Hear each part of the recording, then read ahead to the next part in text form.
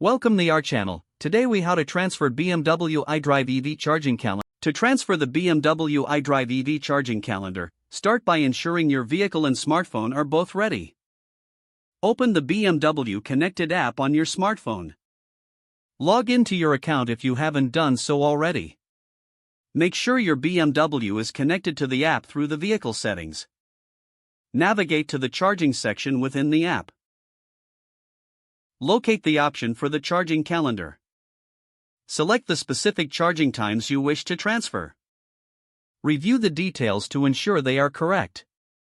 Next, find the option to share or export this information. Choose the appropriate method to transfer the data to your vehicle, such as Bluetooth or Wi-Fi. Confirm the transfer on your smartphone and on your vehicle's iDrive screen. Wait for the confirmation message that indicates the transfer is complete. Check the iDrive display to verify the new charging schedule is now updated. If necessary, adjust any settings directly through the iDrive interface. Always ensure you have the latest software updates installed on both your vehicle and the app for best performance. With the calendar successfully transferred, you can now enjoy optimized charging times. If the page does not load, refresh the browser or try again in a private or incognito window. Make sure you are using the correct email address, then retype it carefully to avoid small typos. If your password is not accepted, use the reset option and create a new strong password you can remember. Check your spam folder for verification or security emails, then complete any requested confirmation steps.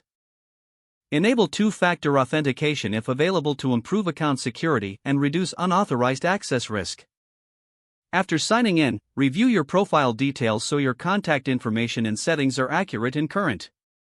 If you see an error message, note it down and try again after restarting your device and internet connection. Log out when you finish, especially on shared devices, to keep your account and payment information secure.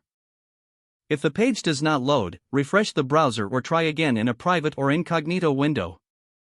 Make sure you are using the correct email address, then retype it carefully to avoid small typos. If your password is not accepted, use the reset option and create a new strong password you can remember. Check your spam folder for verification or security emails, then complete any requested confirmation steps. Don't forget to like this video and subscribe to our channel for more step-by-step tech guides.